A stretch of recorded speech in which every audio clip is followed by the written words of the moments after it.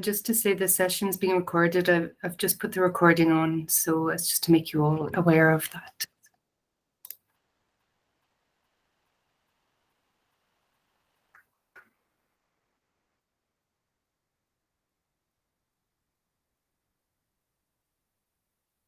I'm going to give it one more minute and then we'll start. Okay.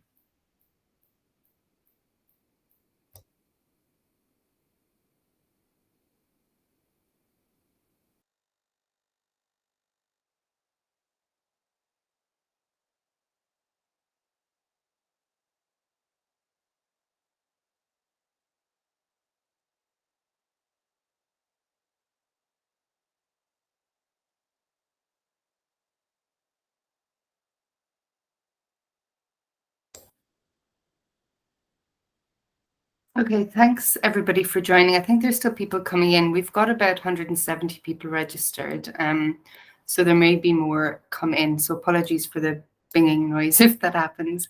Thanks everyone for joining us. Unfortunately, Richard Smith, the chair of the UK Health Alliance, has had a power cut.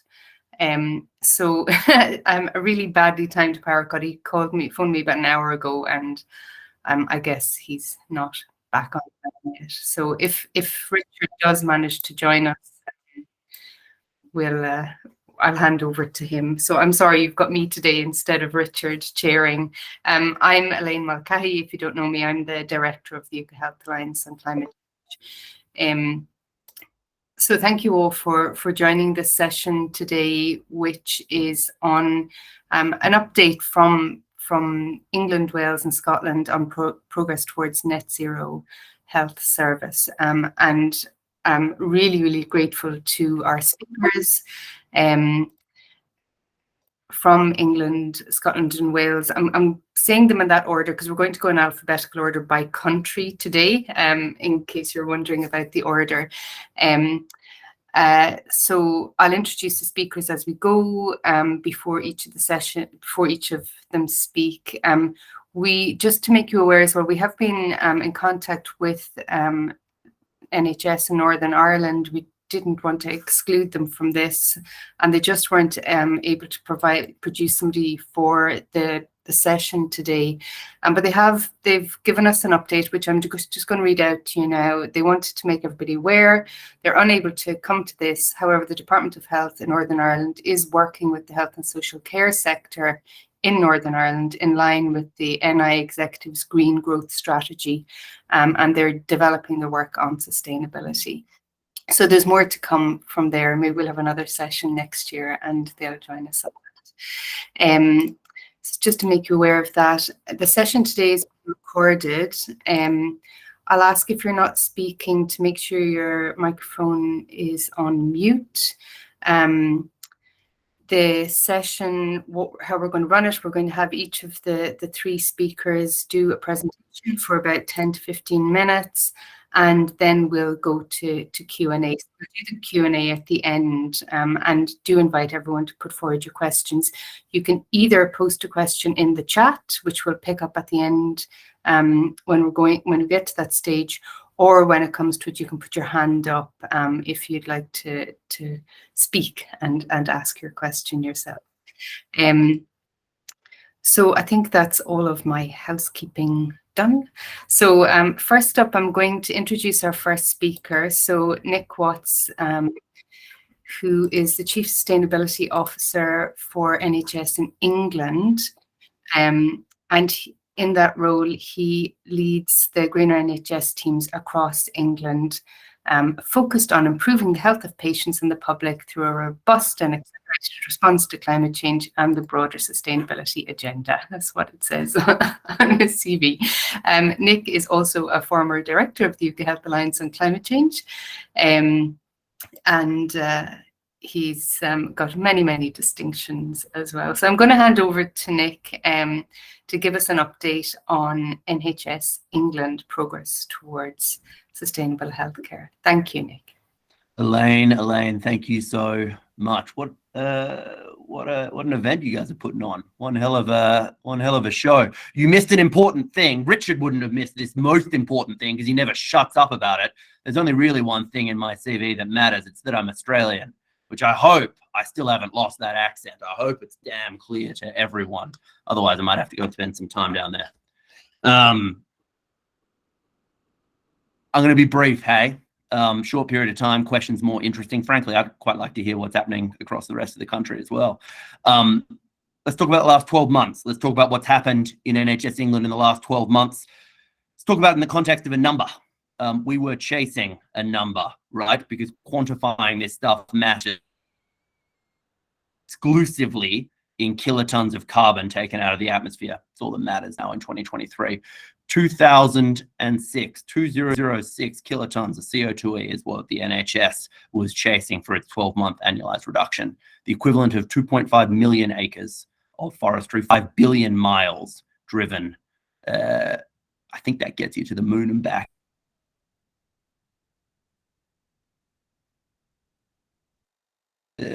12, 13, 14 emission demand for all homes for the population of Manchester. It's been 12 months. We've had a decent run at it. What have we been up to? Well, it's been busy, hey?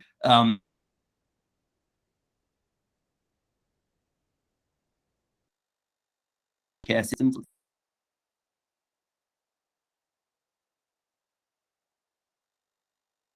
Missed it. Pretty damn critical. Beating first piece of legislation anywhere in the world to directly say no, we're not asking nicely anymore. A good healthcare system, a good hospital, a high quality climate change at the same time as providing care for their patients. It embedded our net zero commitments right into the heart of the Health and Care Act of 2022, and it stopped asking nicely. No longer just one strategy for trust, and every single trust now across the entire country has their own strategy on net zero and their own board level lead. Important because very, very quickly sustainability can become a little bit nebulous and a little bit boring when you talk about it at high levels. It's only really when it gets down into the that it starts to come to life. Elaine, is my connection okay or not amazing? Yeah, sorry, Nick, your connection, you're breaking up a little bit on us. Oh, no. Give me 2 seconds and I'll change onto my phone and we'll see how that goes, huh? Okay.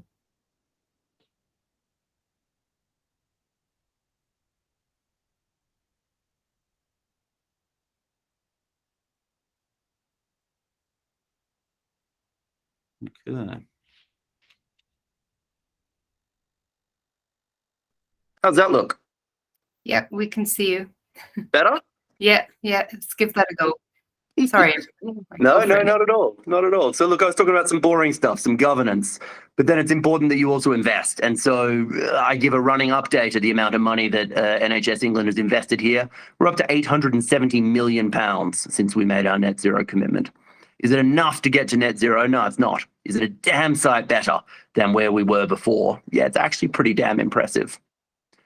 In terms of what that looks like, we now have a third of the trusts in the country building solar panels on their roofs on brown land that they own. We have a pretty impressive LED scheme out there, LEDs for people that have degrees other than medical degrees like myself. As far as I can tell, are magic. And I would love someone to explain the physics of that stuff to me. Wildly efficient. We previously were pretty damn proud about the idea that we had the world's first zero-emission ambulance. That was cool. Then we had the world's second, an electric hydrogen hybrid. What we're even more proud of now is there are 11 roaming up and down the country, and we are purchasing them as fast as we can. In fact, purchasing them faster than can be provided. So we've started to branch out as well into zero-emission rapid response vehicles. There's another 25 out testing with every single ambulance trust in NHS England, and 66 zero-emission mental health ambulances. You're starting to see that we are just purchasing as standard these niche vehicles that up until 4 seconds ago, frankly, didn't exist. We've made some decent progress on medicines. I talked to, I think, probably this time last year about a scheme we had on for our inhalers, a £16 million incentive scheme out for our respiratory nurses, our primary care physicians across the country. how has that scheme gone implementation-wise? Well, uptake has been excellent. Macro numbers, frankly, not as exciting as we would have wanted to see. We think it's had about 68% of the intended effect. Some of this stuff messes around towards the end of the financial year, so I don't want to call it just yet. I want to wait until the 5th of April and come back and let you know exactly how that's gone. But the uptake, the attention that it's garnered has been pretty damn impressive. Managed to reduce desflurane usage down to 2% by volume. It was 20%, 21%, I think about 7 years ago. And only last week, we stood up on a stage with our friends at the Royal College of Anaesthetists and the Association and announced that we were going to phase it out altogether by early 2024. Our procurement work has gone well. We've implemented now a full 10% weighting into all tenders that NHS England operates. April 1st, 2023, we will have new carbon reduction requirements for our large contracts. So contracts worth over £5 million per year, starting to lay the groundwork for our long-term commitment. 2027, the NHS will no longer purchase from anyone that doesn't meet or exceed our commitments on net zero. That had a little bit of a bolster at COP, Sharm el Sheikh in Egypt, which is a weird place to hang out for a climate change conference, I learned. The United States turned around and said, do you know what, I think there might be strength in numbers, and we've had a look at that sustainable procurement pathway, and we think it's something we should adopt as well for all of our federal healthcare. It's not going to change the world, but it's a pretty impressive step forward, and you're starting to see more and more cooperation between NHS England and the United States on low carbon procurement. We've also had to have a fair bit of fun, right? The leadership side of this, the innovation side of this, the getting excited side of this matters, I think, probably more than anything else. We've run 2 or 3 pretty successful innovation competitions. I've liked them kind of because they come up with some cool ideas, reusable PPE, novel mechanisms for footprinting medicines. But kind of because you see that our staff get damn excited. We had a drone delivering life-saving chemotherapy medications off to the Isle of Wight. And that was a cool example of how you can do something in an innovative way that is lower carbon, more efficient, cheaper. What was even cooler was when you see these videos of the drones taking off, and you see all up and down the hospital for 5.5 seconds before everyone gets back to work, all of our nurses, all of our patients, all of our physios and our doctors with their faces pressed up against the window because they were excited that their trust was innovating, was doing something damn exciting, and it was defining the future of healthcare. We've doubled the size of our fellowship program. We have a new executive board training program out with the Leadership Academy, I think coming out in a month or 2. We've had innovation funds for clinical staff. If you had a cool idea and you needed 5K, 10K, 15K, we had that funding for you. That was even cooler as well because it was another example. I've told this story before, but when we were designing the scheme, the Healthier Futures Action Fund, I think is what we called it. When we were designing the scheme, we thought, you know what, it's pretty busy at the moment. So if we could get the attention of, 50, 60 applications, that would be a really cool success. And then we could build on that going forward. We had to close the scheme after 3 days of it being open because we had 17,000 applications. We got overwhelmed by people because what we'd forgotten was when you say to 1.4 million staff, hey, do you want permission? Do you want to take hold of the future of healthcare in your country? You get 2.8 million hands back saying, hell yes. So we've done all of that. We've invested heavily. We've tried really hard to get the markers for our governance, both across national legislation, but also in every trust. We started to innovate with our zero-emission ambulances, our rapid response vehicles, the various competitions we've had out. All of that together, I don't want to claim victory because I'm pretty anxious about this, to be very, very frank with you. Hitting the targets that the NHS has set, the NHS England have set, are damn challenging. We hit our first year target, 1,262 kilotons. We hit our second year target, 2,006 kilotons, the equivalent of 2.5 million acres of forest. Driving to the moon and back 14,000 times. So we are proud of that, but we are pretty cautiously optimistic because it gets harder and it gets harder and it gets harder. And the real sort of business of what decarbonizing a healthcare system the size of NHS England is going to come, I think, over the next 3 to 4 to 5 years. So we're proud, we're excited, but we know we've got one hell of a long way to go and one hell of a lot of work to do. I might stop there though, Elaine. Was that okay? That was great. Thanks, Nick. Loads going on as always, a whirlwind. Thanks so much for that. I'm going to, well, I was hoping to pass on to Gregor Smith, but I think the CMO for Scotland is having some difficulty in joining the meeting, unfortunately. So we'll continue trying to get him into the meeting. I'm really sorry about this, but he's been having trouble getting in. So if it's okay, I'll hand over to Wales to give us an update next. So I'm delighted to welcome Sir Frank Atherton, who's the CMO for Wales, and in this role works with the Welsh Government policy departments and external partners on public health, and is leading the clinical contribution of Wales to improving the quality of healthcare and patient outcomes. So thank you so much for joining us, Sir Frank. And I'm sorry to jump you ahead alphabetically, but if you'd like to give us an update for Wales, it'd be very much. Yeah, very happy to do that, Elaine. Thank you very much, and thanks for the invitation, and thanks, Nick, for that inspirational kind of view from England as well. Really enjoyed that.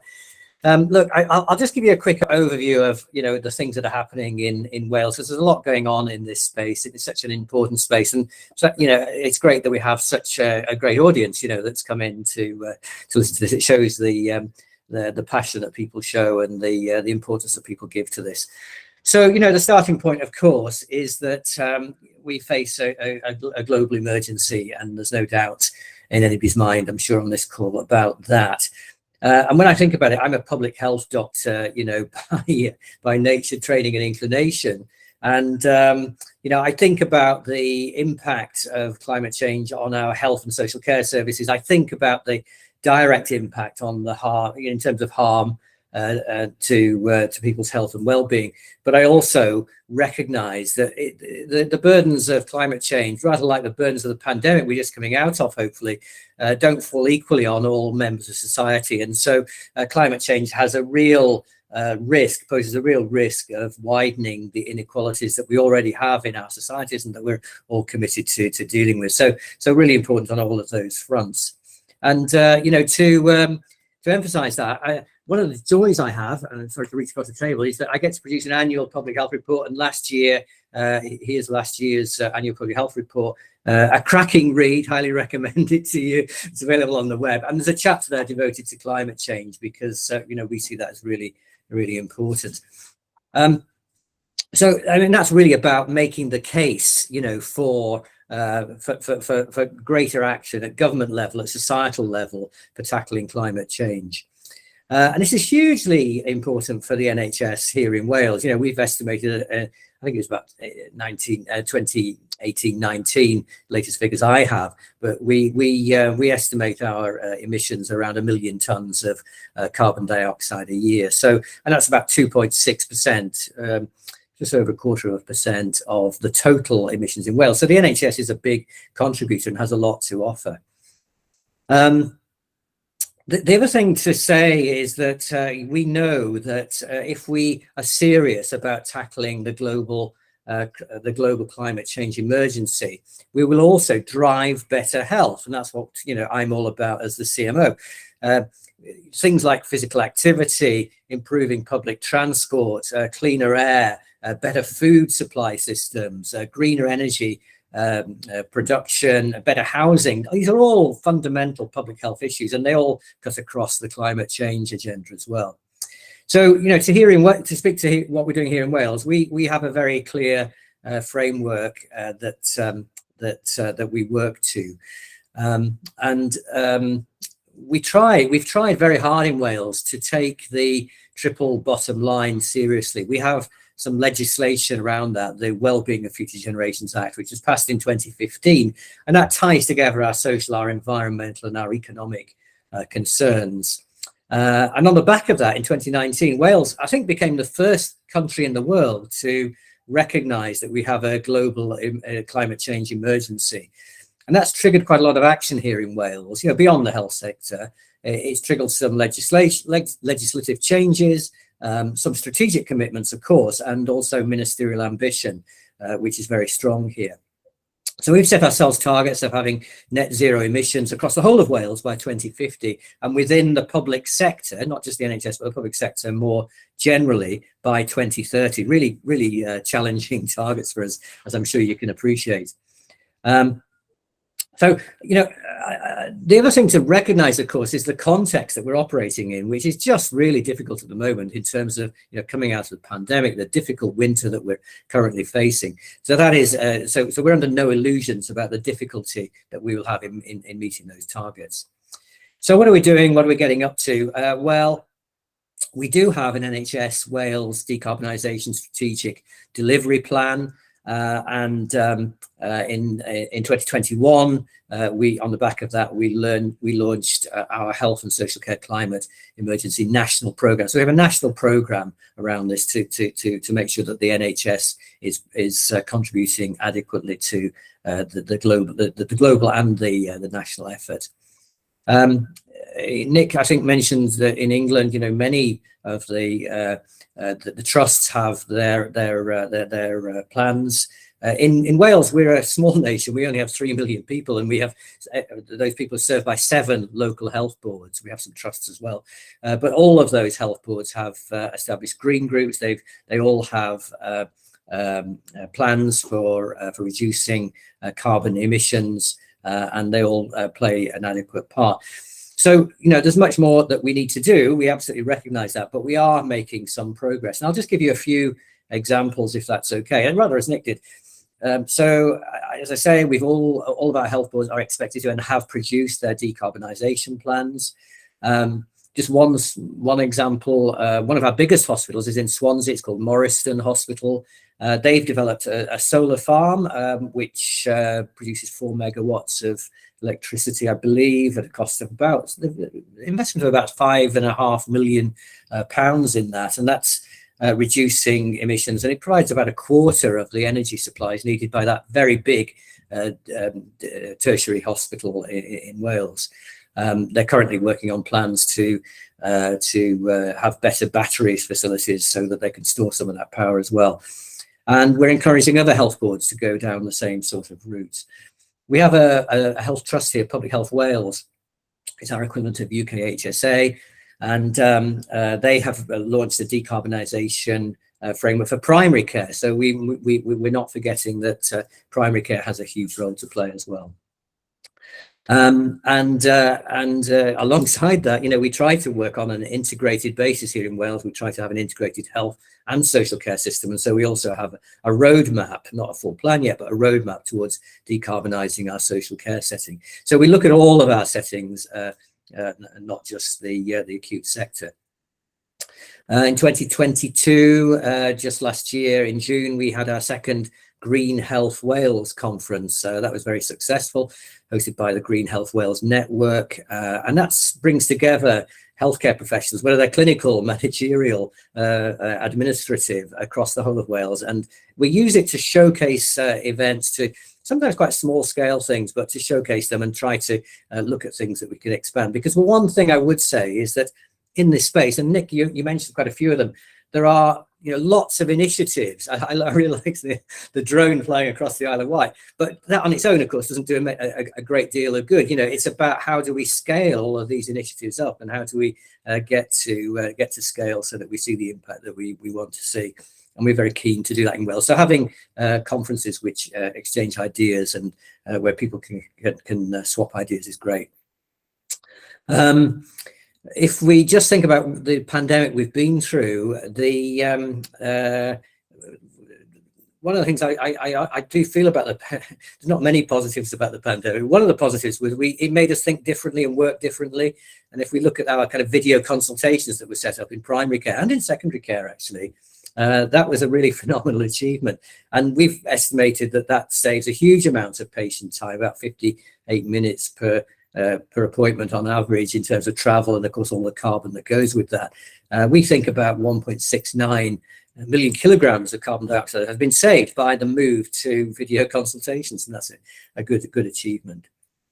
Now, we're not alone in Wales, but we do face difficult financial environments. But in spite of that, Wales government has provided some investment into decarbonisation agenda. We've got about £2.5 million of funding, which goes to support small scale innovation and grassroots activities.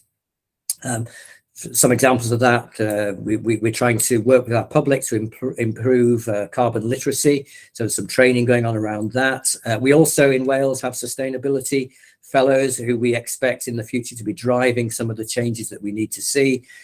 We've undertaken some studies around biodiversity, which is an allied issue, of course. There are a lot of active travel initiatives, which we're trying to scale up even further. And we've gone a long way towards reducing waste in our NHS and reducing the use of single-use plastics. In places like endoscopy, reusable speculums, all of these things are small scale, but they can all add up. And also inhalers, we're trying to move away from single-use inhalers towards reusable ones. So those are just a few of the examples. I talked about money. Welsh Government has also committed £6 million into decarbonising the estate. That's committed over 2 years, the current 2-year cycle, and another £4.5 million towards the Welsh Government's energy service projects, which should have some impact as well. So there's a lot going on, an awful lot going on, but there's much, much more we need to do. And I think the challenge for us all is to move away from the planning, the thinking, towards genuine transformation. The pandemic has showed us how important it is to have a common purpose and how we can work together. And I think that gives us the templates to the approach we need to take towards the climate change emergency. That's why I used my annual report last year. We're challenging all of our organisations here to demonstrate the impact that they're having, to show us how their plans and business cases are being used to drive the decarbonisation agenda. And a couple more specific examples. I've talked about the inhalers and more sustainable inhalers. Our anaesthetists here are fantastic and have been ahead of the curve in terms of reducing the greenhouse gases that they use in anaesthetic services. They've moved to far less damaging gases. So there's all sorts of small scale initiatives like that we're really quite proud of. And I shouldn't, before I forget, we talked mostly about mitigation, I suppose, but we shouldn't forget the adaptation needs as well. And we do need to address those. We of course have heat health advice that goes to the public and to the health system in the summer months, and cold weather plans that we need to deploy in the winter. And we work with Public Health Wales to update all of those and to understand the impact, because we need an analysis and intelligence to understand what the impacts of the climate change are going to be on our population going forwards. I've mentioned behavioural change, I think, and that is so fundamental to this agenda. We are very keen in Wales to work with our population so that people understand the agenda and are able to take action at an individual and societal level in order to reduce their carbon footprint. In November, we had Wales Climate Week, and there was a research report produced by the public sector workforce, which looked at the commuting behaviour of our staff and how our staff get to and from work. And we're trying to build on that to reduce the individual use of individual transport and to move towards active transport for everybody. I think the only thing I would add to that is that it's really important that we monitor and have effective systems for monitoring and reporting on our achievements. As I say, we do that partly through our health boards and health trusts, but we're also committed to producing an annual report on carbon emissions here in Wales. So if I sum up, there's lots of small scale initiatives. We need to bag those up and we need to scale those up so that we have a bigger impact. There is a huge national commitment here in Wales. and a great desire to engage across the health sector and to engage with the broader population and public here in Wales, so that we can leave the planet in the best state we possibly can. I'll pause there, Elaine. A lot in there, hopefully, and I did see Gregor popped up, so hopefully he's managed to get back with us now. But thank you very much. Really enjoyed listening to Nick, and good to be here. Thank you. Thanks so much for that. There is just so much going on, isn't there? And like you say, so many things in both, and a lot of similarities, obviously, as well, because we're aiming to achieve the same thing between the different nations. I'm delighted that Professor Sir Gregor Smith's been able to join us, and I'm going to apologise on behalf of Google Meets for the issues that you've been having. So sorry about the stress of that. So thank you so much for the effort. To update you, because you're late, I am not Richard. Richard is supposed to be chairing, but he's also had issues today. He's had a power cut. So I'm here today, and well, I was going to be here anyway, but I'm deputising to chair the meeting for him.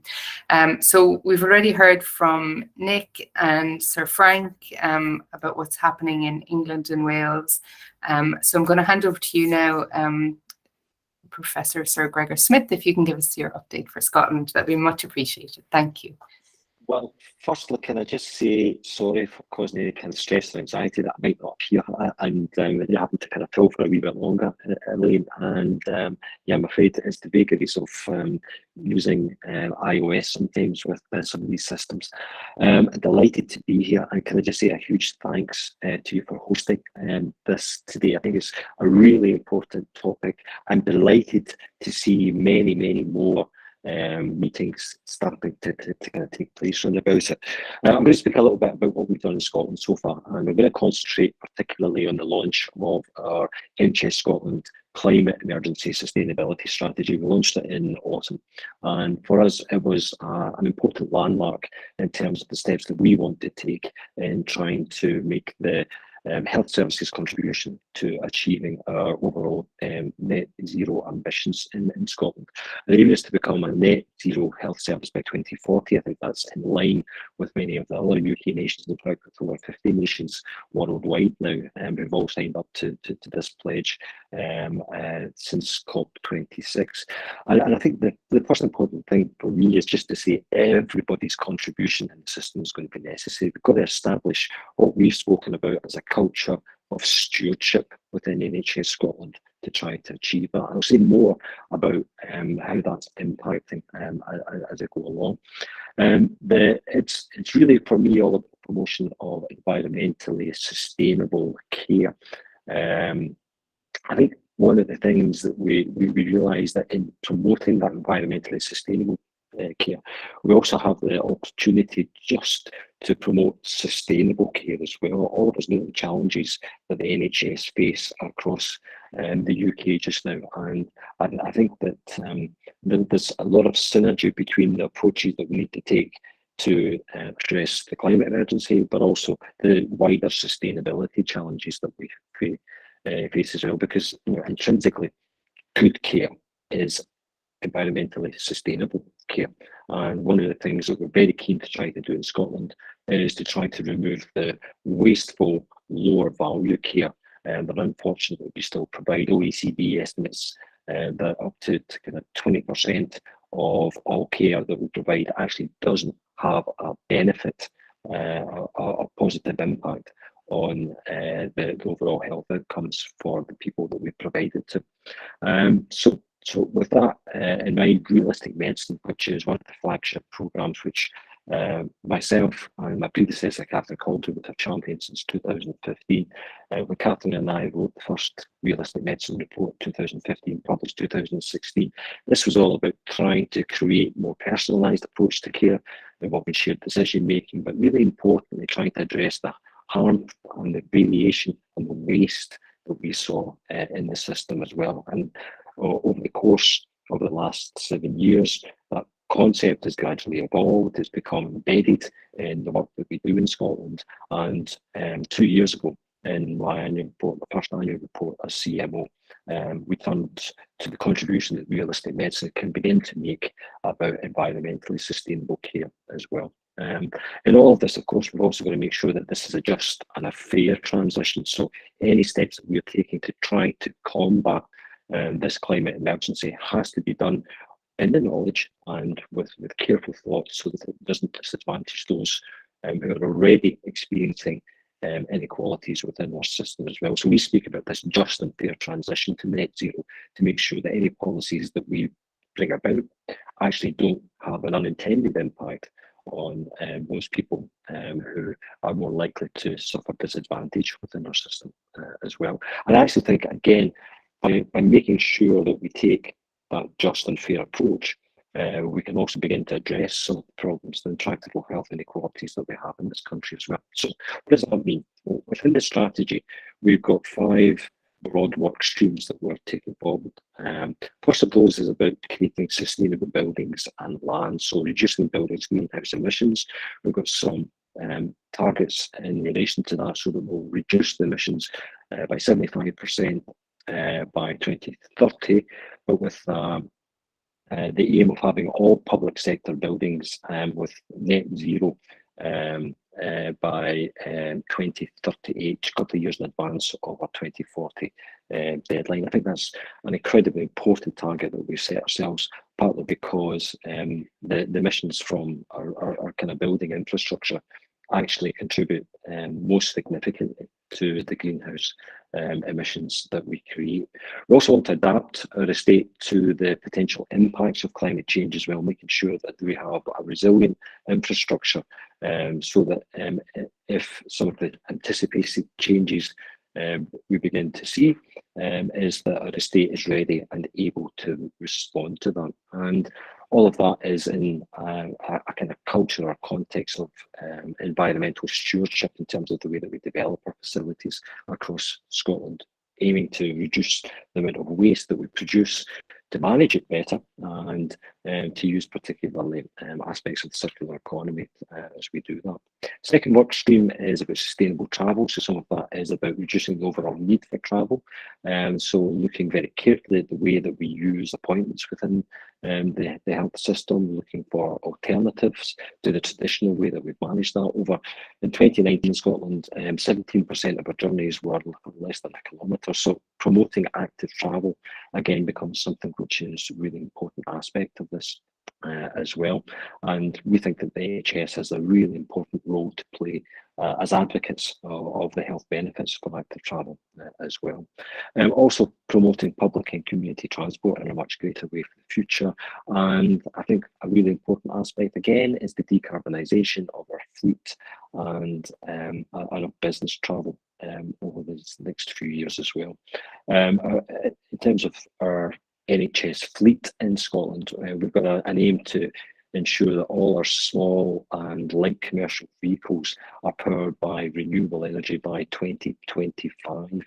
And we are currently on track to meet that. We also want to try to promote this concept of 20-minute neighbourhoods across Scotland. So essentially this is looking at the concept of a neighbourhood, the place that you live, and trying to be able to provide everything that you would need in terms of having an enjoyable and high quality life within 20 minutes of your doorstep, and how we try to, as I say, achieve that, so that the actual place where you stay has a much greater impact on the positive aspects of your life as well. Third work stream is about sustainable goods and services. In Scotland, we spend about £2.5 billion each year on goods from 8,000 suppliers. What we want to try to do is create greater circularity in those supply chains to make sure that we're reducing the environmental and the social impacts of those supply chains, but also increasing the resilience of the supply chains as well. And one of the ways that we're trying to do that is to make sure that we're maximising the use of the local economies, particularly around about our NHS institutions, as we begin to further develop the concept of anchor institutions across Scotland. And that's got obviously the added benefit of contributing to that local beneficial economic and social impact that the NHS can have, and helps to address some of the health inequalities that I spoke about as well. Each one of our health boards has completed a climate change risk assessment, and they've also in the process of producing adaptation plans for us, and that will be examined as part of their annual performance and accountability review, so that we can monitor the progress as to how their behaviours are beginning to change, particularly around about things like procurement and the use of local services. Fourth work stream is about sustainable care, and we've got a variety of things led by clinicians here. One of the things that has pleased me most about the work over the last 2 years is as we dig ever deeper into what we need to do, is to find just so much good work already going on across Scotland, led by people in their own sphere of influence who are just desperate to tell us about the impact that they're having at a local level, and examining each one of those projects to see exactly what has the potential to be scaled up and rolled out on a much wider and national basis. And we've got any number of things which I could begin to explore more deeply here. Sustainable care pathways using green health activities. We've got 3 pilot green health partnerships working with other agencies such as Scottish National Heritage, trying to promote the use of outdoor space, social prescribing, and different ways of trying to encourage and create health and well-being within local communities. Realistic medicine is obviously at the heart of all of this, and we continue to work through the value-based healthcare programme to try to reduce the amount of waste. The premise is any care that is not beneficial to someone, any wasteful care, any low-impact care is not environmentally sustainable care. So there's a synergy in the work that we're taking forward with that. Looking at the way that we use medicines more generally, and particularly the impact that it has on the environment and biodiversity. There's been some fascinating projects, particularly, I have to say, led by NHS Highland, looking at the impact that medicines have on the local environment and exactly how we can improve that over time as well. One of the big projects that we're taking forward is use of metered dose inhalers, and if you look at particularly our use of short-acting beta-2 inhalers, it's out of step with the experience in other European countries. I think 4.5 million metered dose inhalers were prescribed in Scotland in 2020-2021, and our aim is to reduce that by 70% by 2028. Again, I think that this has both a benefit for environmentally sustainable care, but also has the ability to be able to optimise people's treatment as well. Far too much use of short-acting beta-2 inhalers in Scotland, and that raises real question marks about the quality of care which is being provided. So it allows an opportunity to review people's current therapy and make sure it's optimised to their advantage as well. The anaesthetic community has led a wonderful programme of work around about medical gases, particularly the use of desflurane, and we're seeing that trying to kind of remove the use of desflurane as far as is possible from NHS Scotland, but also looking to see how we can begin trials on volatile gas capture within some of our theatre environments as well. So some really interesting work which is being led by that community. And Green Theatres programme, again started at a local level, but which is now part of a national programme led by the Centre for Sustainable Delivery, looking to see how we can roll out the learning about how we reduce the amount of waste, and particularly single-use items through the theatre network in Scotland as well. So that gives a sense of just the kind of scope of some of the sustainable care work that's underway. Last thing, just say a little bit about the fifth work stream is about sustainable communities. So this is about how we use this greener approach to providing care to trying to achieve sustainable, environmentally sustainable care with our communities to support health and well-being. And a lot of that is about working with communities, building understanding with communities, engaging them in this agenda, and building community resilience in relation to this as well. One of the big points of learning from the pandemic for me was actually the importance of clinicians as a trusted voice within the system. And that's not just senior clinicians, within the system, but actually clinicians just more generally, and how the clinical voice working with communities is so important in being able to convey some of the messages. So we're exploring different ways that we can use that clinical voice in relation to how we can get the message about sustainability across to our communities as well, to make sure that we're galvanizing support there as well. So we understand the problem. I think we've got a clear sense of some of the interventions which are necessary to get us started in this first phase, 22 to 26, that the strategy covers. And we've certainly got a sense that we're building the will across the professions and the workforce in NHS Scotland to kind of take action and come with us just now. And so for me, it's a very exciting time to be part of this. I co-chair the NHS Scotland strategy board, which looks at this agenda with the Chief Operating Officer of NHS Scotland. And I have to say that the level of support that we have, both from our organisations, but also from different professional groups, has been really gratifying and encouraging, that we'll be able to make progress with a lot of this work. So hopefully that gives you a rundown as to progress in Scotland, Elaine.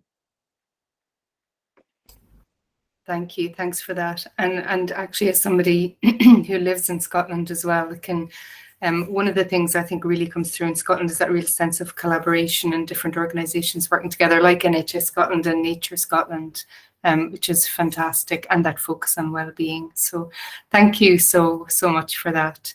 I'm going to thank you to all of our speakers. I'm going to go to some questions that we've already got in the chat. We'll start there.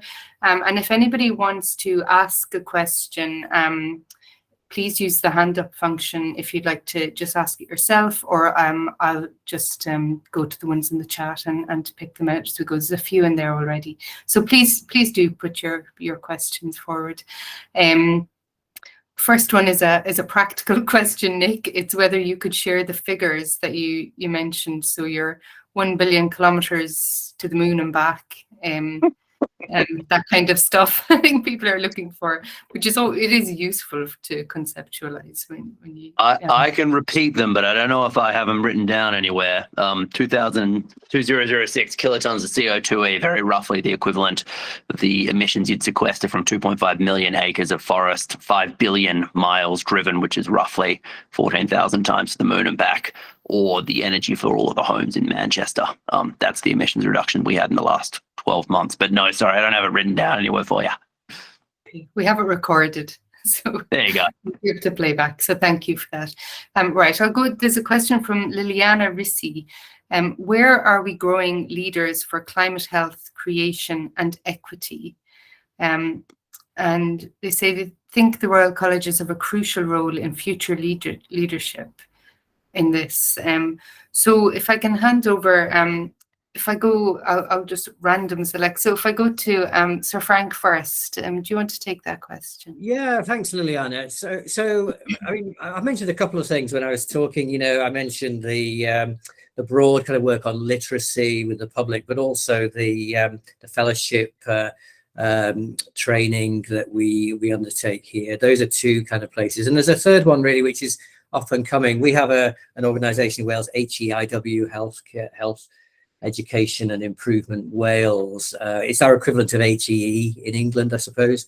And they're looking to develop a sustainability faculty. And the thinking in all of this is that leaders tend to emerge. You know, people express an interest and an enthusiasm for this, and they need to have the space to develop and to take on that leadership role and to grow into it. And so HEIW is trying to do that. Like you, Liliana, I recognise that the colleges are very active in this space. It's a great shame that Richard isn't with us, because the BMJ, of course, and the BMA have provided some really solid leadership in this area as well. Getting ahead of the curve. So leaders emerge, and we need to give them space to learn and develop and to grow into those roles. That's our approach here in Wales, at least. Thank you, Nick. Do you want to take the questions? Take a question or answer the question? Oh, the same one. Do you want to talk about England? And then Sure, man. Sure. Look, it's a good question. I'm a big believer that the best place you're going to get proper training on what it means to, be a clinician that's delivering low carbon care is by having a crack at it yourself. That, yes, we can set up training programs and we have, and we should. We have 1 hour, 1 day and 3-month training programs for clinicians in NHS England that are interested. We even have year-long fellowships, and I was talking about how we've doubled the size of that. All that stuff is good, but where I think you get most of the actual learning of what it means is by, actually going and doing. And so I almost look at, I was talking about that Healthier Futures Fund, the micro grant scheme. I frankly almost look at that as a mass engagement scheme. I look at that as though it is a way of teaching people. It doesn't have to be perfect. You don't have to take out and perfectly quantify the emissions reductions you had from that. But you have to learn something, and you kind of learn by doing, right? Clinicians are pretty good at that. I finished. The intonation of my end of sentence was a little off there, and so your confused face was appropriate, Elaine. Thank you. And Sir Gregor, where are we growing leaders on climate, health, cohesion, and equity? Scott? So I agree with others in terms of leaders emerge in this agenda, and I think one of the things that's really important for people like myself and Frank and Nick is to be spotting those leaders as they emerge and working out exactly how we can support them as they do that. And as you learn your leadership skills, you make mistakes. Everyone does. I've done it in the past. The leaders that we'll see tomorrow will have made them as well. But it's to support them during those trickier times as well, and to make sure that they have opportunities to learn along the way as well. One of the things that we have in Scotland is similar to other nations is the clinical leadership fellowships, and the Scottish Clinical Leadership Fellowship Network has this year chosen to make this one of their priorities, and I'm delighted to see that, and that's come from within them. So I think once you've begun to build that will across the workforce, as I say, the people with a particular enthusiasm and talent and passion for this thing, we need to be able to identify them so that we can just help them navigate what's often a tricky system to influence, and to make sure that along the way that they don't find themselves being turned off or burnt out by sometimes the difficulties that we have trying to make change happen. Thank you. We've got a hand up. Thomas Daniels, do you want to take the mic and answer your question? Ask your question. I'll ask my question. Thanks. Thanks to the speakers. So clearly we've got a climate emergency, but there's also, or many people would think that there's also a financial emergency going on, and I'm sorry if I missed this in some of your talks, but it feels to me like there's an opportunity to have an interplay between those two things with sustainable QI. Reducing consumption is absolutely critical for saving money, but it's also vital for saving the planet. So I don't know whether you'd like to talk about the possibility for trying to help both major crises at the same time using those tools. Thanks. Sir Gregor, oh, we can't hear you. You're on mute there. Hopefully I'm off mute now. I absolutely agree with you, Thomas. I mean, I think that there's a real synergy between the two, and I apologise if I didn't come across in what I was trying to describe in my kind of brief talk. But certainly the approach that we're taking in Scotland is that sustainable care, environmental sustainable care, also contributes to the wider sustainability of services in Scotland. Wasteful care is not environmentally sustainable care, and we've got to address still the low value care that we create in the system. Just now, as I say, by OECD estimates, up to 20% of the care doesn't actually have a beneficial impact on the health and well-being of the people that we provide it to. That is not sustainable, environmentally sustainable care either. And it consumes a lot of resource. Not only does it consume resource in a way that is potentially damaging to the environment, but it also means that the resource that we could be using to try to help those who suffer health inequalities is being confiscated in other areas as well. So I think these three agendas are absolutely intertwined. Value-based healthcare seems to me an approach which allows us to tackle all three simultaneously, and it's one of the things that we have launched with a kind of framework for value-based healthcare in Scotland just in the last month or so. Can I come in, Lisa, Elaine? Is that okay? Thomas, I think you've touched on something really important, and I think it's very, although we're talking about climate change here, it's really important that we don't just take a kind of uni-problem approach to this. These issues are interrelated. Climate change, the emergence from the pandemic and preparing for future pandemics, the economic kind of situation we find ourselves in, because of some of the global issues, the war that we currently have in Europe and in other parts of the world. There are at least 5 famines that I'm aware of around the world, and we have a huge problem with refugees and asylum seekers. These are not separate problems. They are all interrelated. And so, as we think about climate change, it's really important that we think about how we can address all of these issues.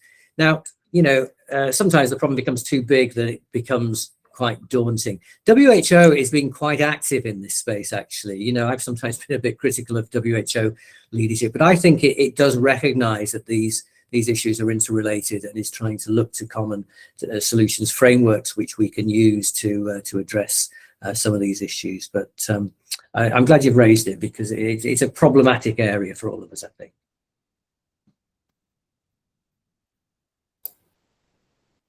Thank you. Thanks for that. Nick, did you want to come in on that?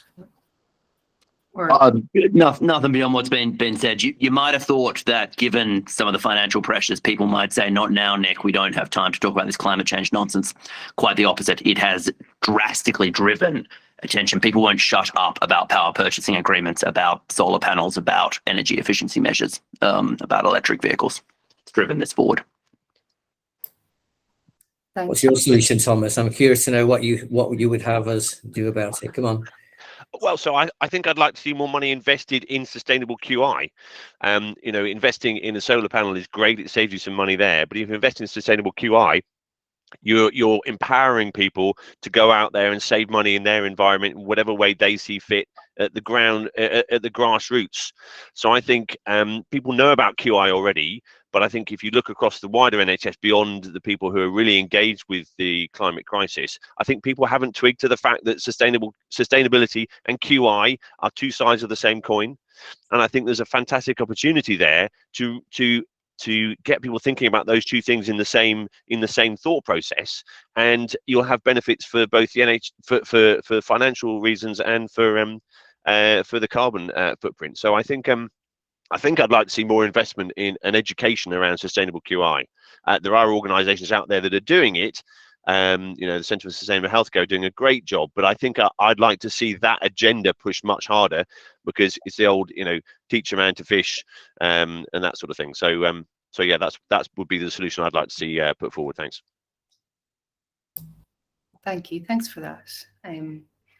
I'll go to another question in the chat from Veena Agarwal. Sorry about the pronunciation. So this is to all three. What proportion of emissions have reduced since the commitment to date, and how likely are we to hit the targets we have set? So I think that's a great question. So I'm going to go to Nick first. Since 1990, NHS England has reduced its emissions by 68.2%. Since we made our commitment, 13.4%. Very, very, very roughly. If you want to hit a net zero target that is aligned with, and you're from a high income country, and you want to hit something that's aligned with a 1.5 degree scenario, you have to be reducing at an annualized rate of about 7%. That's where we're at the moment. The second half of the question I like a lot. How confident are you that you're going to hit your targets? So our targets, 2040 for our direct emissions, 2045 for our full global footprint, scopes 1, 2, and 3, absolutely everything you could possibly imagine the NHS taking, or a healthcare system taking responsibility for. We are 50% confident that we can hit that target. That target wasn't designed as something to be easy to get to. It was designed to be right on the cusp of moving as urgently and quickly as the science so very, very clearly demands, but also being feasible, being achievable. So it was designed to be at the 50-50 mark. And frankly, the second we start to feel confident, the second I start to go, yeah, do you know what? We can absolutely hit those targets. We're going to move them forward. It's the only responsible way to act. Challenge. The pressure's on. So Sir Gregor, do you want to go for Scotland? Yeah, I mean, at this moment in time, we're just in the process of reviewing all the metrics that we're using around about this just now, and so I don't have the latest data that links back to that, Elaine, but it's certainly something that we're very mindful of, and it's not just about the emissions, overall emissions that we want to kind of track in all of this. There's some wider measures that we want to be able to kind of follow. Because of the potential impacts that we have on biodiversity as well. But I'm afraid I don't have that figure to hand. I'd be in a similar position, Veena. You know, I think our monitoring, I mentioned it when I was speaking, our monitoring needs further work. You know, the pandemic has put us further behind on that. Over the next couple of years, I would anticipate in Wales would be in a better position to answer those sorts of problems. But questions. But it's absolutely important to the issue of monitoring and evaluation and getting proper. In terms of optimism, we're 51% because we like to be ahead of England. So, but I agree with Nick. You know, we set targets which we need to be challenging and need to stretch us. We are still confident. The pandemic, let's face it, again has set us back a wee bit, but we are committed to that. That's a political commitment, and so we'll do what we can. Yeah. Thank you. I think Sue Atkinson had. Do you have your hand up, or have you put it down again? Oh, there you go. Sue, over. Do you want to ask your question, Sue? Yeah, thank you. Thank you, all three of you. Very good talks. I just wanted to pick up on something that you've all said, really, which is about the importance of the integration between the issues at the moment, and that they are all interrelated. And I'm sure the issues, you know, the problems with the NHS, the problems with climate change, the problems with the economy, we'd all see how they all relate together. And I suspect most of the people on this call are very much aware of that. However, we seem to be failing to get our governments to actually recognise that. And I just wonder whether there's something we can do to do that, and not only our governments, but possibly the overall management of the NHS to actually recognise the interrelationship and how we need to deal with all of these things at the same time. SSQI is obviously an important contributor to that, but it's not the overall big picture necessarily. Thank you. Can I go to you first, Gregor? So how do we get the government to do what they need to do? So I can only speak for Scotland just now, and government is exactly where I think it needs to be just now in Scotland.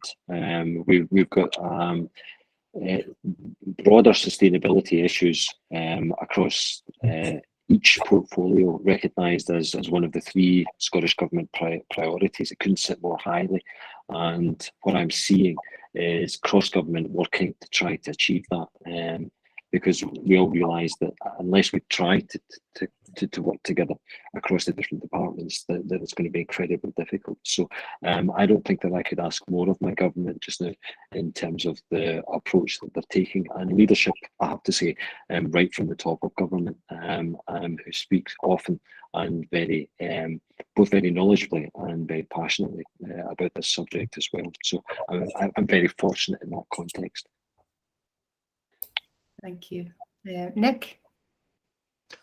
I completely agree with Gregor. The Scottish Government is exactly where it needs to be. And I suspect I might agree with Frank if he said something similar. The Scottish and the Welsh governments are doing very, very well. I'll just take a slightly different tack. That's the end of my answer, Elaine. I'm not going to deny that, Nick. But just take a slightly different tack. I mean, I think there is something about helping governments to realise that health is an investment rather than an expenditure. And we're doing some work with WHO at the moment. There's a high-level forum coming up, I think, in March, which is going to look at health and well-being economy. So how does health drive economic development? You know, something that we've been talking about for a long, long time, and many of us recognise, don't we, Sue? So you know, on that basis, I think, can I just point you to another really interesting thing I read just yesterday? It was from, I think it was Larry Elliott, the economic editor of The Guardian. You know, he put some really good figures in the editorial yesterday in The Guardian about the investment in health, in the NHS, let's say, you know, has grown by about 3.5% year on year, if you look on the average since the inception. But over the last decade, it's been about 1.2%. And our investment in the infrastructure, the capital investment, has been, I can't remember the figure, but it was something like a 0.25% of GDP. So the reality is that we haven't invested sufficiently in health to support this myriad of problems that we're facing, and you know, part of the challenge is to persuade politicians that, yeah, as I say, that health is an investment, it's not a drain. Thank you. Thank you. Chris, actually, I was just going to put your question in the chat, but Chris Newman, you've got your hand up now. Do you want to come in with that? Hi, thank you. Thanks, everyone. I'd like to ask about engagement.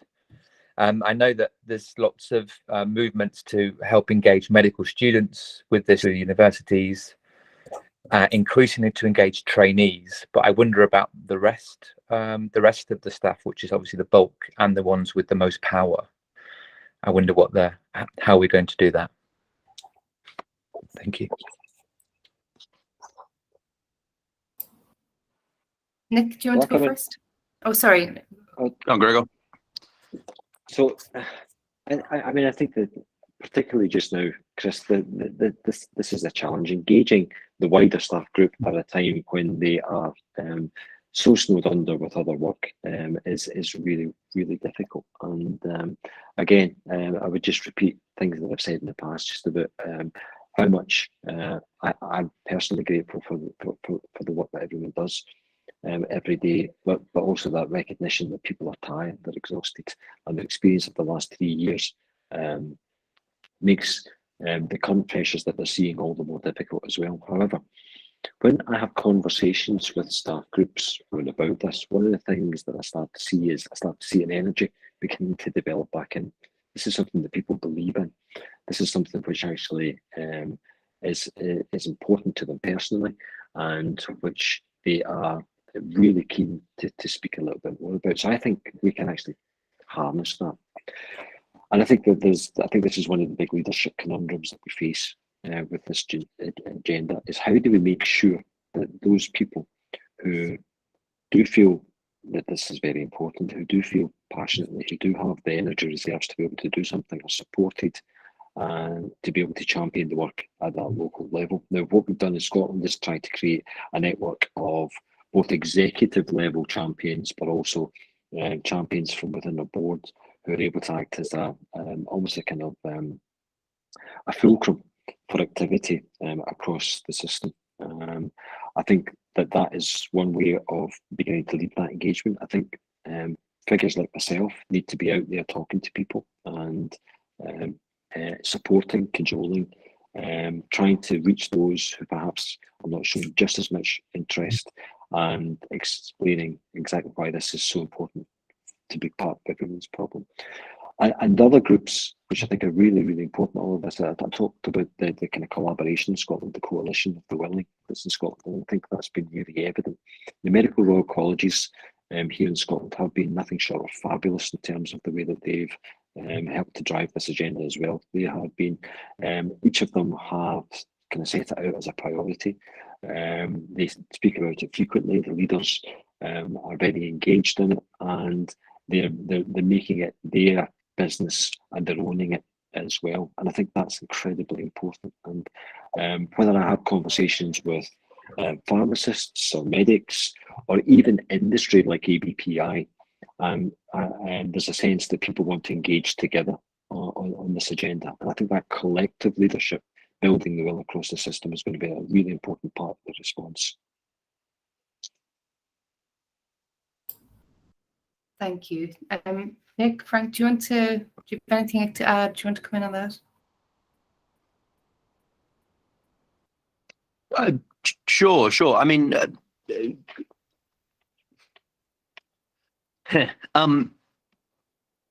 let me draw a couple of distinctions. I want to draw a distinction between healthcare professionals and clinicians and frontline staff, which represents 99% of the people on this call, and then from the various NHSs, and then some of the political bodies. And I won't speak for Wales or Scotland, but certainly for England. I work with something called NHS England, proper noun, political body.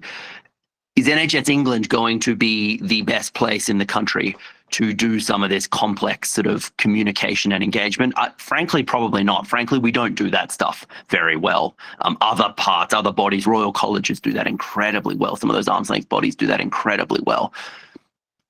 I don't want to duck the responsibility, though. There absolutely are things we can do to try to increase engagement, either with our clinicians, with patients, out across the public. I think the things that we can do probably are less creative, less exciting, a little bit more boring, right? They probably are set the big macro framework, the milestones, set that piece of national legislation, make sure that every trust has its own board level lead, right? Create that sort of permission architecture out across the country. Identify barriers and go and kick them down. So funding is a big barrier for some of this stuff. It's often more of a perceived barrier than a real barrier, but it's certainly identified as a perceived barrier. And so in the areas where we think it's real, significant capital required that pays back pretty damn quickly.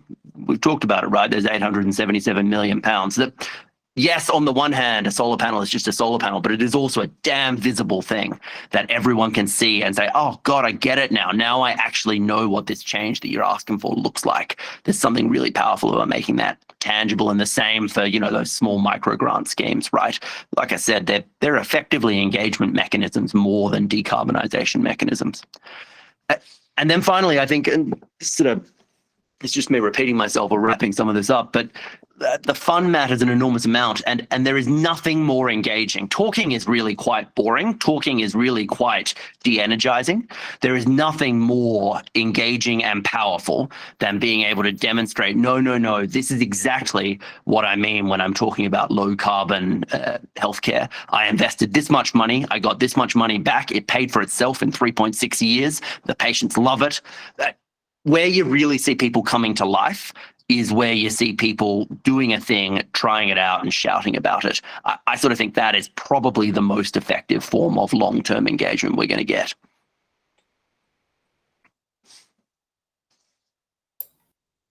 Elaine, nothing to add really. Work with the willing, build that coalition, build understanding among the people who don't have as much understanding, and never forget that the power of common purpose and a strong coalition, you can achieve remarkable things. Yeah.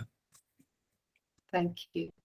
I'll go to another question. Chad, a great question from Patricia. Animal agriculture produces more greenhouse gases than transportation globally. So switching to a plant-based lifestyle is the most effective individual action to fight climate change. What are the initiatives within the NHS to tackle this problem? I will just say I saw on Twitter this morning that Edinburgh has been the first European city to sign a plant-based treaty, which was quite a fantastic thing to see for Edinburgh. So just plant-based diets and how that's working within hospitals, or any steps been taken to achieve that. Do any of you want to pick up on that? I'm not sure what work is being done there.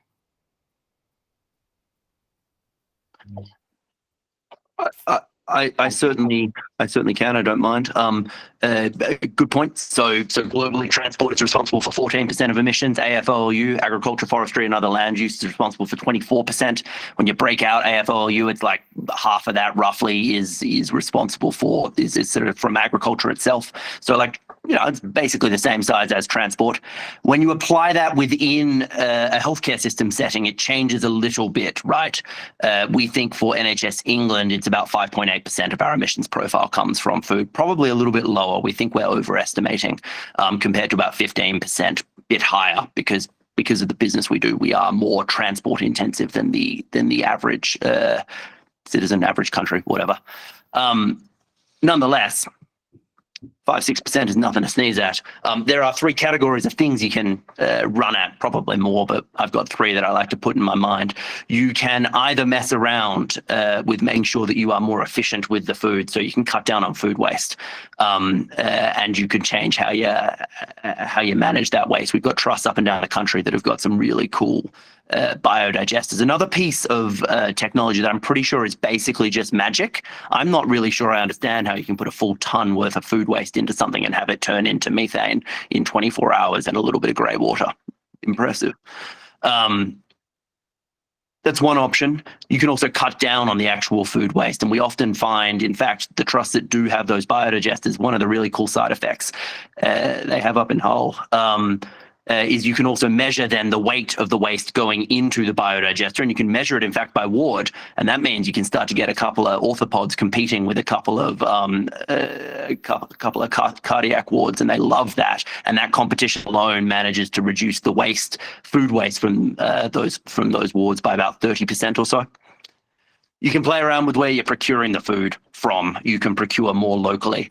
There are some pretty rough procurement laws in this country that make it a little bit difficult to do that kind of stuff. So what we have started to do in exchange, you can't say, actually, I will only procure from someone that lives 10 kilometers away rather than 10,000 kilometers away. You violate a whole bunch of rubbish laws. What you can do if you're being a little bit clever is you can say, I will only procure from someone that can give me the food that I need within 1 hour's notice.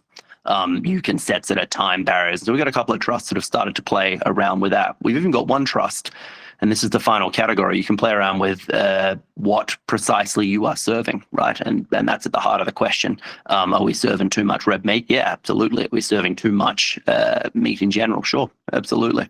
There's one trust, and I'm not going to say who it is out there, that has managed every second day to remove all meat from their menus for a month last year. They didn't tell anyone about it. They just did it, and no one noticed. Great. Gregor. Couldn't agree with Nick more, particularly about those more sustainable lines of supply, and I think it's something which we're really emphasising with each of our health boards just now is that it has to be a priority for them in all goods that they're dealing with, because that has an impact, as I say, not just in terms of the sustainability agenda, but also in terms of improving local economies as well, and it allows our NHS organisations to fulfil their potential as anchor institutions as well. The point I was going to make was something else, and I don't want us to lose it. You see that point Nick made about competition? My God, it's so important. If you can begin to generate a little bit of competition between different teams within a hospital, within different parts of the system, within an organisation, between different organisations, it's something that's worked for us so effectively in the past in our quality improvement system that we created in Scotland around about the Scottish Patient Safety Programme. I think a lot of you will probably have come across this over the years. We have a really effective network of improvers across Scotland, and one of the ways that we achieved that was actually to begin to poke people and encourage a little bit of competition between different places to try and achieve things. And don't ever underestimate human behaviours and instincts and how much they can help us in trying to achieve some of these overall aims. Thank you. That's great. I'll go to another question in the chat, and then we'll go to hands up. I'm conscious we only have about 10 minutes left as well. There's so many questions. So question here from Terry Kemple. How are the 4 UK countries, the NHS, learning from each other? What works best in decarbonisation of healthcare in the countries? And what are they learning from other countries' healthcare or what other countries' healthcare decarbonisation progress are worth watching? So who else is worth watching, and how are the 4 UK nations in terms of the NHS learning from each other and working together. So, Nick, do you want to go first? Sure. Who's not worth watching? The Kiwis. I wouldn't bother with them. I'd ignore them at all costs. Listen, what we've seen over the last couple of months, probably year, 2 years, is in response to, I think, the healthcare systems in the United Kingdom saying, hey, we think this is damn serious. Actually, healthcare systems all the way around the world starting to take this far, far more seriously. Some of them already had a head start. If you go and look, Germany and Austria do a phenomenal job of reprocessing, of sort of having their own internal circular economy for medical devices. They kind of did it by accident. They've done a very good job of that for 10 years. I'd go and look really quite seriously at that. Building design up further north, God, they know how to deal with cold and make sure that you have some proper energy efficient buildings, proper low carbon heating. The Netherlands, some of the hospitals there are pretty damn impressive. Denmark, Sweden, scattered out around the world, you are starting to see far, far more kick off. And what I think I'm most excited about is where there's always been a lot going on, a huge amount going on. For the first time, I think that is now starting to happen at an institutional level. It's starting to happen at a government level, not just isolated clinics or isolated hospitals scattered around the world. In terms of the 4 nations of the United Kingdom, I think we do a pretty good job of talking pretty damn regularly. I know at least my team down in Wellington House are regularly on the phone to people in Northern Ireland and Wales and Scotland. Could we do more to learn from each other? Yeah, always. Could we do more to compete with each other? Yeah, I hope so. Gregor, I think that point about competition is going to make this one hell of a lot of fun over the next couple of years. Nothing gets people excited like competing between the English, the Scottish, the Welsh, and the Northern Irish.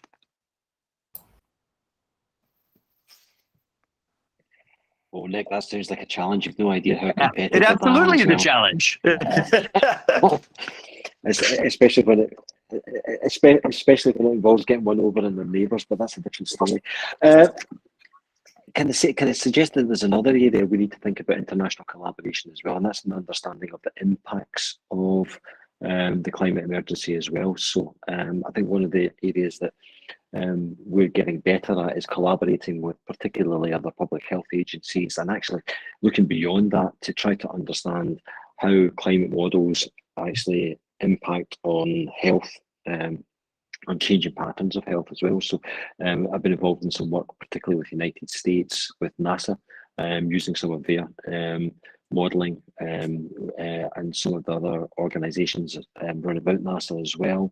With University of Columbia, who are developing a wonderful undergraduate curriculum in relation to the climate emergency as well, and to see what learning and collaboration there might be with these organisations too, so that we can bring it back to Scotland as well. And I think that international collaboration around about that, again, if you look to the model that we've used over the course of the pandemic response, it's just about all in this together and learning from countries around the world. And I don't mind admitting I'm a bit of a magpie. If I see things I like elsewhere, I'm very happy to kind of to see if I can kind of steal and plagiarise other people's work to try to again bring a little bit of advantage to what we're trying to do in this 4 nations competition that Nick has just instituted. And Elaine, just to kind of, emphasize that, in terms of between the 4 nations, the collaboration, at Chief Medical Officers, we meet every quarter and we regularly, talk about climate change. We did that just very recently when we were over in Northern Ireland just before Christmas, and that does feature. And I absolutely agree with Nick, there's probably more we can do, but the policy leads in the 4 nations do meet pretty regularly and share ideas. We all have a common purpose here and we've got common solutions. We've used that route to share our social care route map that I discussed. We have common grounds in procurement in all of these issues. So I think there is pretty good join up in the UK. That's not to say we couldn't do more, of course. Yeah. Thank you. Thanks for that. Right, one more question. See, Liliana's had her hand up for quite a while, so good to you for your question, and then we'll wrap up. Okay, thank you.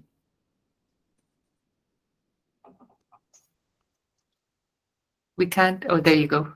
We can see you now. Okay. Your microphone is on.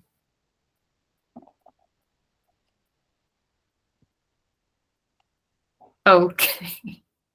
Not working? We can't hear you. Oh, that's a shame. Liliana, can you post your question even in the chat box for us quickly?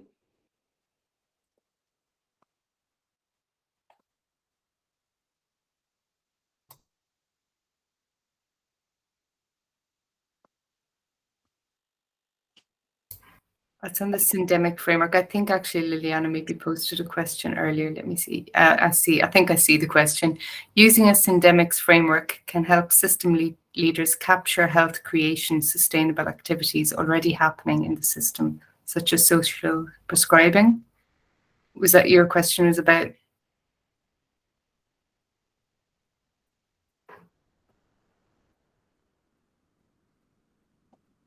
Yeah, I mean, I'll kick off. I mean, just to agree with Liliana, it can absolutely help, and that's why I was listing out all those various challenges that we face as health systems and as societies across the world, really. So I absolutely agree with you. I mean, there's a number of frameworks we can use. One we haven't mentioned, so far is the One Health. We try to take a One Health approach to in Wales. We found that extremely helpful, of course, with simple things like antimicrobial resistance, where that framework was phenomenally helpful, and broader in terms of pandemics and pandemic thinking, but also, and I'd welcome views from anybody on the call as to how we can use the One Health framework to support work around climate change as well. But all these frameworks have their use. I was going to say, Elaine, as we kind of come towards the end of this call, there's so many good links in the chat online. I hope we'll be able to capture those and send those to everybody, and so we don't just lose track of those things.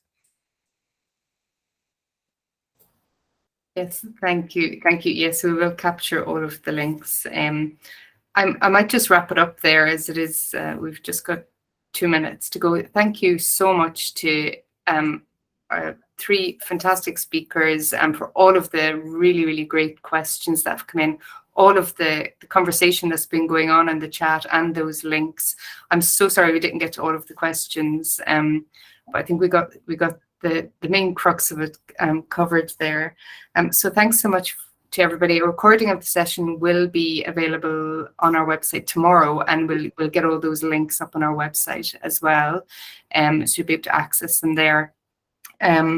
And just finally, just to mention, our next session is going to be on education for sustainable healthcare. So this is about embedding sustainable healthcare into the education curriculum. And that's on the 15th of February, and you can register for that through our website as well. So just to let you know, that one is coming up. So just very finally, thank you so much to everybody. That's been a really, really great session today. So thanks for joining us. Thank you. Thank you. Thanks, everyone.